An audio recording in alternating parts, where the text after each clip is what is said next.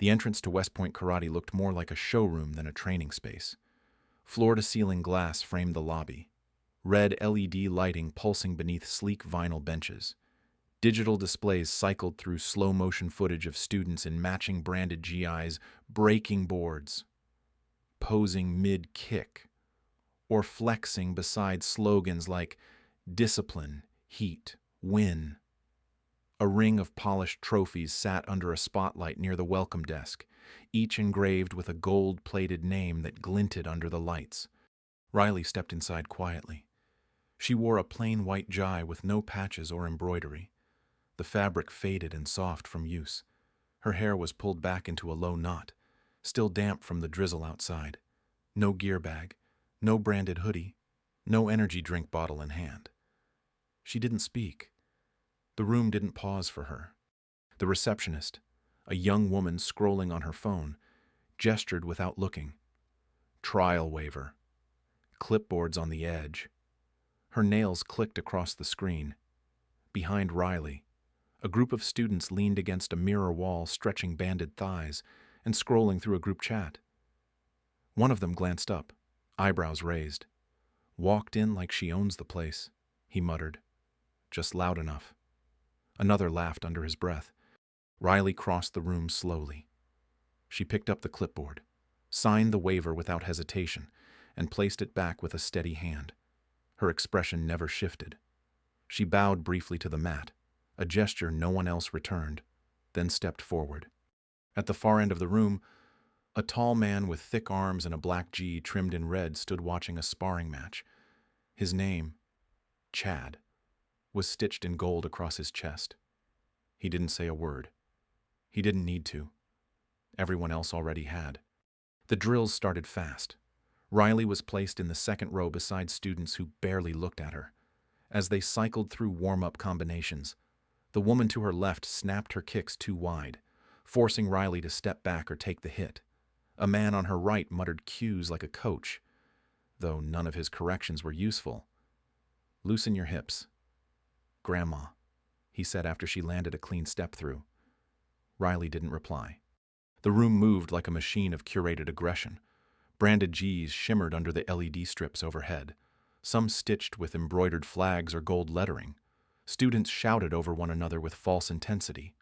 A line of phones leaned on water bottles along the wall, filming the entire class for later edits. When it came time for partner drills, Riley was paired with a red belt named Brody Tall, grinning, and built like he knew it. He tightened his belt with a smirk. "Try not to cry." "Ice Capades," he said, tapping her shoulder with the back of his glove. They bowed. As soon as the round started, he swept her leg low and fast. She hit the mat flat, hard, barely halfway through her first motion. The room howled. Brody laughed and held his hands up like he'd won a title match. "Somebody order a snow angel," he called. Behind him, Chad turned toward the noise. His face didn't shift. "All right," Chad said. "Let's show our guests what accountability looks like." Two students pulled back the screen on a square. Glass-walled tank glowing blue at the base. Ice cubes drifted across the surface. Cold vapor rolled over the edges. The words, "Cold Soak Discipline," were etched across the back wall in all caps. The crowd moved with excitement. Brody held out an arm. "Ladies first." Riley stood without assistance. She walked past him with even steps, her GI damp with sweat. Phones were already up. "This is going straight to the reel." Someone whispered. A girl with a snake-printed belt clicked record. "She doesn't even look scared." Another said. Riley stepped over the edge and sat into the tank slowly. Her breath never caught. She lowered her arms into the freezing water and stared ahead. The dojo filled with laughter. 5 minutes, Chad said. Minimum. Builds discipline. At 1 minute, the taunting started. "How's the water?" Rookie smile for the thumbnail. At 2 minutes, Brody yelled, "She dead in there." At 3, the laughter started to falter. At 4, someone said, "She hasn't moved." By 5 minutes, the room was quieter than it had been all night. Brody folded his arms. She's trying to psych us out. Watch, she'll freak out when she steps out. Riley didn't move. Her body was submerged up to the collarbone.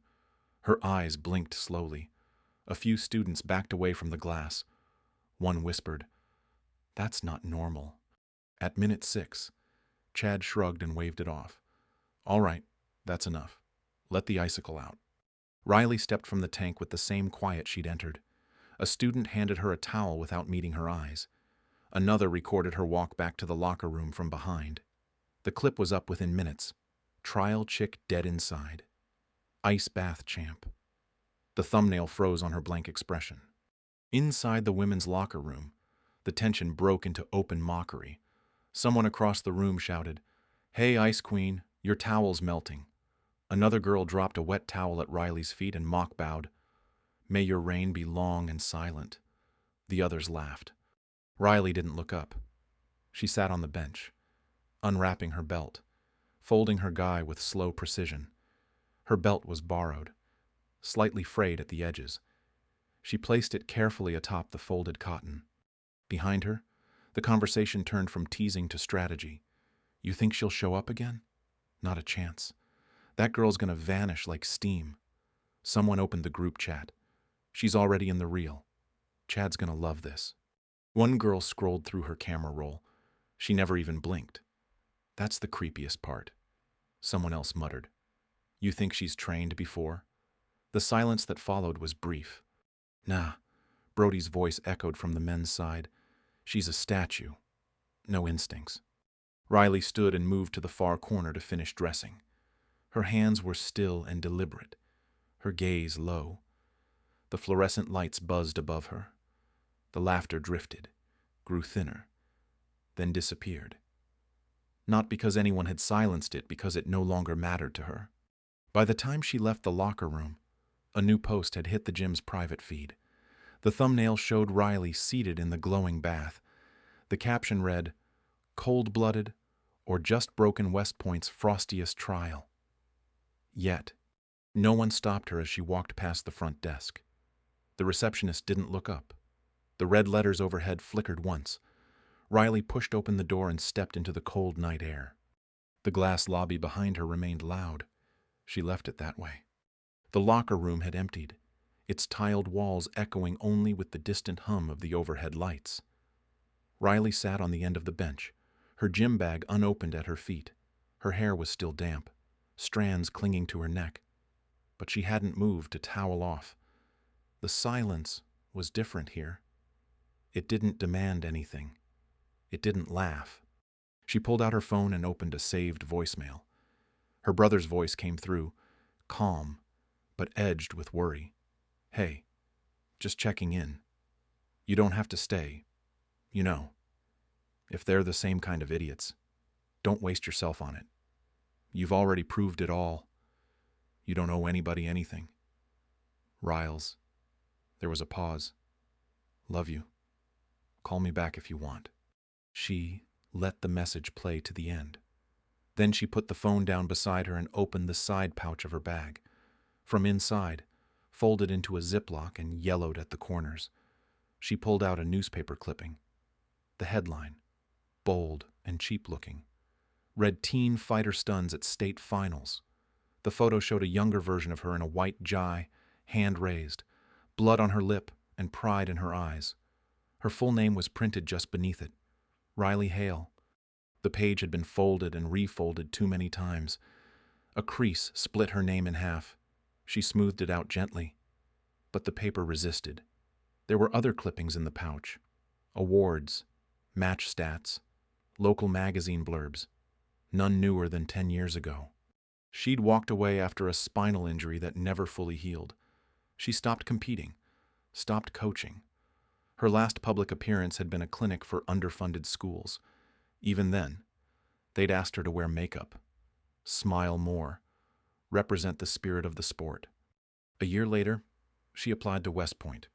She had credentials, footage, recommendations, but they'd said she didn't quite fit the image they wanted for front-facing instructors. When she saw the roster, they eventually hired performers with bright uniforms and louder mouths. She didn't contest it. She didn't try again. That should have been the end of it. But something about this place lingered. The self-appointed experts, the constant performance, the idea that worth could be broadcast instead of earned. It dug into her like a stone in a shoe. So, when the ad came up offering a free trial for first-time guests, she signed up under her middle name and left the last name blank. She walked in like no one. Let them see her without a story. And they did. Riley folded the clipping again and tucked it back into the pouch. Her hand brushed the bottom of the bag where her old belt lay coiled, tucked beneath her towel. She hadn't worn it in years, not because she couldn't, but because it meant something too few of them would understand. The belt wasn't proof of rank. It was proof of return, of surviving enough to come back again. She zipped the bag shut, stood, and walked to the mirror. A thin scar marked the inside of her shin, pale and deliberate. She looked at it, then met her own gaze. Her reflection didn't blink. It didn't smile. It simply stayed. Then she turned off the light and left the room.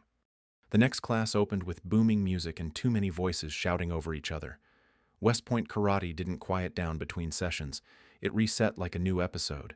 Fresh students filed in while instructors high-fived the influencers and shouted instructions over trap beats. Chad clapped his hands once, silencing the group with a grin already halfway formed. "Beginner belt blitz," he announced, pacing across the mat. "You know the rules. White belts line up. You get one shot. Clean strike on me. If you land it, you move up the board. Miss." He turned, flexing slightly. "We post the blooper." Laughter rippled through the room. Phones were already out. Brody leaned against the back wall, folding his arms like he had front-row tickets. The beginners lined up at the edge of the mat, some excited, some already nervous. The rules weren't written anywhere. But everyone knew the game was rigged. It wasn't about performance. It was about spectacle. One by one, the white belts stepped forward. A nervous kid tried a jab and got spun with a sweep. A teenage girl with dyed blue hair threw a wild kick that missed by a foot. Chad danced away from every attempt with an exaggerated shrug or a wink toward the audience. The crowd laughed louder with each miss. One guy threw his hands up and bowed out before even trying. Riley stood at the end of the line. Her arms hung loosely at her sides. She didn't crack her knuckles or stretch her legs. She just watched. Not the kind of watching that scanned for approval. She was studying him. When her turn came, someone called out, "Frozen Feet's turn." Another voice followed, "Let's go." Ice Queen. The names had stuck. Brody laughed from behind the camera. "Let's see her slip on her own toes." Chad pointed toward the center of the mat. "Step up, one shot, make it special." Riley walked forward in silence. The room didn't hush. It got louder. Phones raised, shoulders bumped. Someone whispered, "Bet she goes for a front kick and stumbles." Another voice, louder, $10 says she doesn't even touch him." Chad squared up in front of her, arms relaxed, feet shoulder-width apart. "Come on then," he said, lips barely hiding the grin. "You've got the crowd." Riley's toes touched the center line of the mat. She took a breath. The lights above shimmered off the polished floor. Her bare feet curled slightly, finding grip. Her knees bent not wide and floppy like they taught here, but low and coiled. Her spine lengthened. The muscles across her shoulders folded into focus. The stance wasn't flashy. It wasn't rehearsed for mirrors or reels. It was compact, balanced, alive. Chad cocked his head. Weird stance. Riley didn't answer. Her hands opened slowly, fingers loose, elbows tight to her ribs. She didn't bounce. She waited. For the first time all day, someone near the wall stopped filming. Chad made a show of looking away and back again. "You ready or frozen?" Then Riley moved. The motion was small, just a half shift of weight forward, but it changed everything. Chad's foot adjusted slightly. His smirk twitched. Riley's front leg lifted in silence, the knee carving a sharp arc upward. The strike didn't come from the hip. It came from the floor. In that instant, the room seemed to inhale. Then it held its breath. The front kick hit with a dull crack. Chad's smirk vanished the moment Riley's foot drove into his ribs. It wasn't flashy. It didn't need to be. The contact was pure, sharp, delivered from balance and timing, not brute strength. His torso twisted from the impact, one foot lifting involuntarily off the mat. The noise in the room faltered. Someone near the back let out a confused breath. Chad reset his footing with a grunt, shoulders tightening as if trying to smooth over what just happened. "Lucky shot," he muttered, but his tone was off. It lacked rhythm. He stepped back, squaring his stance. Riley didn't move. Then came the second strike. She pivoted on her back foot, weight transferring cleanly as her legs swung wide. The roundhouse connected to his upper arm and sent his torso spiraling. He lost his center, staggered 2 steps sideways, and caught himself clumsily. Phones dipped, faces turned. There was no chant now, no laughter, just the sound of socks sliding on mats and one person muttering, "Wait." Riley didn't look at the crowd. She didn't blink. Her eyes were locked on her opponent. She adjusted her weight again, not rushing, not showboating. Chad raised his hands instinctively for the first time that evening. She moved. The third strike came with no pause, no setup. A spinning heel kick rose from the mat with coiled precision. Her body rotated smoothly, fully extended. The heel landed center mass, just below the chest, and all the force that had been building released in a single, perfect arc. Chad flew. His body left the mat and crashed backward into the trophy display that covered the rear wall. Glass exploded, wood split. A heavy metal plaque clattered to the floor beside his motionless form. A shattered metal ribbon fluttered to the mat like a leaf. He didn't move. Neither did anyone else. For a full 5 seconds, the room stood frozen. The LED lights buzzed overhead. Someone's phone slipped from their hand and hit the floor with a soft clack. A student near the mirrors took a step back, eyes wide, hand covering her mouth. Riley lowered her leg. She exhaled slowly through her nose. The only sound was the crackling hum of a broken light fixture above the ruined trophy case. She bowed. No one returned it. Then she turned, walked to the edge of the mat, and stepped off. Her stride was steady, unhurried. The students near the entrance parted as if she'd carried a current with her. Phones remained raised, but no one recorded. No one dared. Brody stood in the back, jaw clenched, frozen in place. His phone dangled in his grip, but the screen had gone dark. The last frame still showed Riley mid-turn, the heel of her foot blurred in motion. One instructor near the water cooler started to speak, then stopped himself. She crossed the dojo without looking back. Her hands never clenched. Her breath remained calm. As she neared the lobby, a student whispered, "Was that real?" Another answered, quieter. She kicked him through the wall. Near the shattered display, Chad groaned. He rolled slightly, but couldn't rise. Splinters littered the floor. His black GI was coated in dust and shards. The gold lettering across his chest had torn at the edge. Riley reached the door, pushed it open, and stepped into the cold night without a word. The glass closed behind her. Inside, no one spoke. The room had no more performance left to give. Only silence, only wreckage, and the sound of something finally breaking. No one moved for a long time after Riley left. The red lights above the mat pulsed faintly against the shards of glass still scattered near the wall. A few students stared at the wreckage, unsure whether they should check on Chad or pretend none of it had happened. Someone bent down to help him sit up. He winced, eyes glassy, one hand pressed against his ribs. At the front desk, a junior instructor picked up the waiver clipboard from the registration tray. The paper was still there, signed in tight. Slanted handwriting.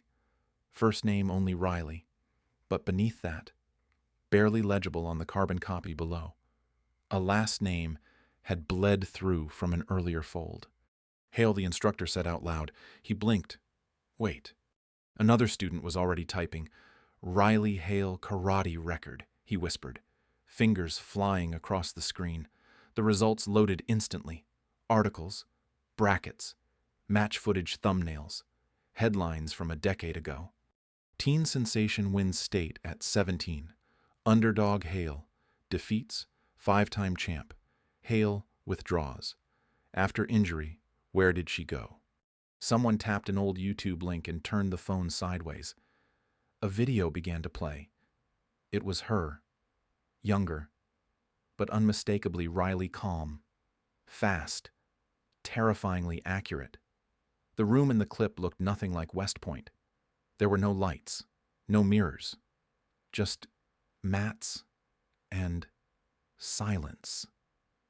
The final hit landed with the same surgical precision she had shown today. The crowd in the video erupted. The crowd at West Point didn't. She was real, someone whispered. Brody leaned against the far wall, arms crossed, lips pressed together. He hadn't spoken since the kick. Now he just stared at the phone in someone else's hand, his expression unreadable. Chad didn't return to the mat. He stayed seated against the wall, knees pulled in, sweat running down his neck. Someone offered him water. He waved it off. A coach older, soft-spoken, the kind who rarely said anything at all, finally stepped forward. He looked around at the students, then at the cracked display case behind them. We turned her away. He said, 2 years ago. She applied to teach. Said she didn't fit the image. Nobody responded. Another black belt knelt to collect one of the fallen trophies. The base had split down the middle. He set it gently on the edge of the mat. His belt slipped from around his waist and landed beside it. She honored the art today, he said quietly. More than any of us. The group chat lit up minutes later. Not the public page, the internal feed. Screens lit with clips, text blurbs, screenshots of articles, stills from her fight. No one posted anything officially. No one bragged. There were no edits, no hashtags, just questions. Did anyone know why was she even here? She never said a word. No one needed to. By the time the room cleared, a few students lingered near the mat, watching the shattered wall as if it might explain itself. They didn't say anything. They just stood there, trying to make sense of what they'd missed, what they'd mocked, what they couldn't undo. Riley was gone, but her name was no longer missing. And now, they all knew what it meant. Outside the gym, the night had gone still.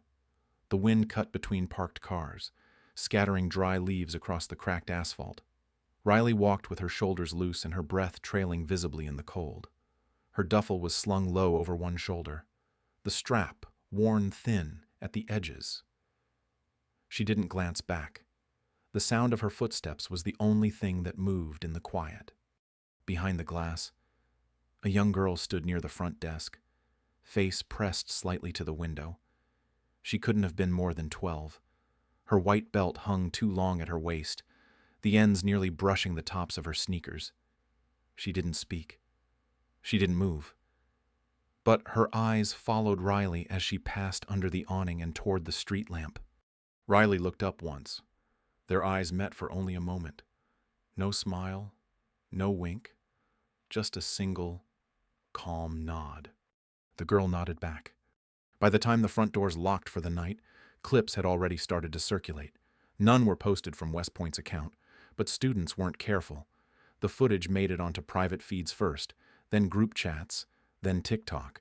The title arrived a few hours later, stamped across a slow-motion frame of the moment Chad hit the wall. Ice Queen KO at West Point. The comments exploded. Everyone had an opinion. Some claimed it was fake. Others called her a ghost. The rest just watched in silence. A few tried to tag her. Others dug up the old competition footage and posted side-by-side comparisons. The match was perfect. It wasn't even close. Riley didn't respond. She didn't post. She didn't like anything. She didn't claim credit. Her name trended without her saying a word. Days passed. The gym stayed quiet. They never addressed the event, never confirmed or denied it. But the trophy case was replaced with a wall of plain black mats, and a few of the louder students stopped showing up to class. In a quiet neighborhood on the other side of town, a garage door creaked open on a cold morning. Inside, the space had been cleared.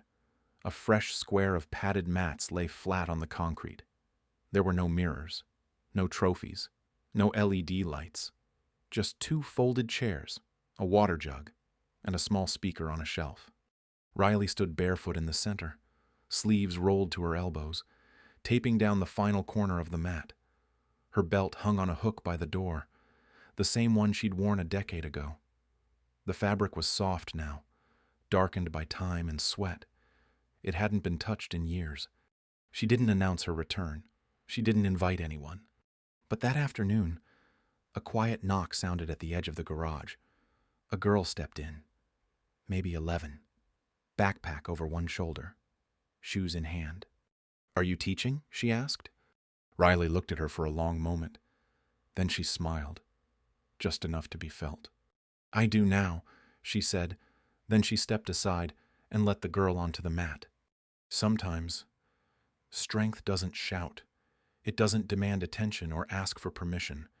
It walks into a room quietly, endures what others wouldn't, and leaves only after the truth has been revealed. Riley didn't fight for applause. She didn't need revenge. What she claimed was something deeper, her right to exist on her own terms, in her own time. Her story is a reminder that self-worth doesn't come from recognition, but from resilience. You don't need a spotlight to make an impact. You just need to stand firm, even when no one is watching. If this story moved you, share your thoughts in the comments.